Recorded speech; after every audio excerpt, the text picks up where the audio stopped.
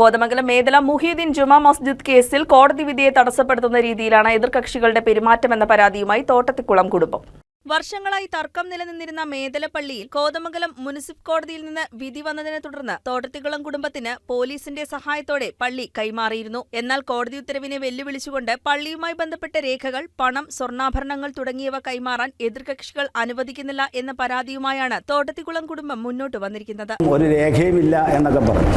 ഇതാണ് ആ പട്ടയം.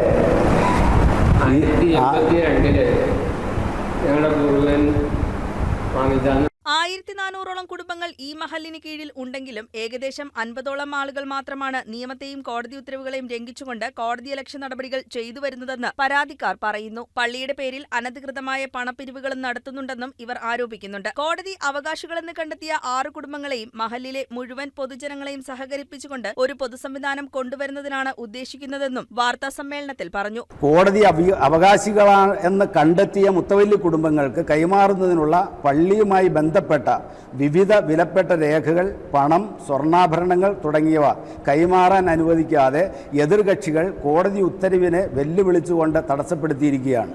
1400ഓളം കുടുംബങ്ങൾ ഈ മഹലിന് കീഴിലുണ്ടെങ്കിലും ഏകദേശം 50ഓളം ആളുകൾക്ക് മാത്രമാണ് നിയമത്തെയും കോടതി ഉത്തരവുകളെയും ലംഘിച്ചുകൊണ്ട് കോടതി അലക്ഷ്യ നടപടികൾ ചെയ്തു വരുന്നത്. പള്ളിയുടെ പേരിൽ അനധികൃതമായ പണപ്പിരിവുകളും ഇവർ നടത്തുന്നു.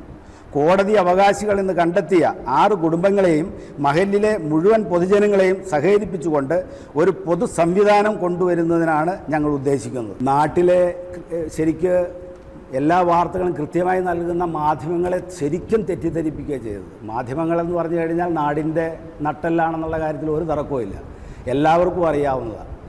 അതിനെ തെറ്റിദ്ധരിപ്പിച്ച് വാർത്ത അവർ നൽകേണ്ടതായിട്ടുണ്ട്. News desk KCV news.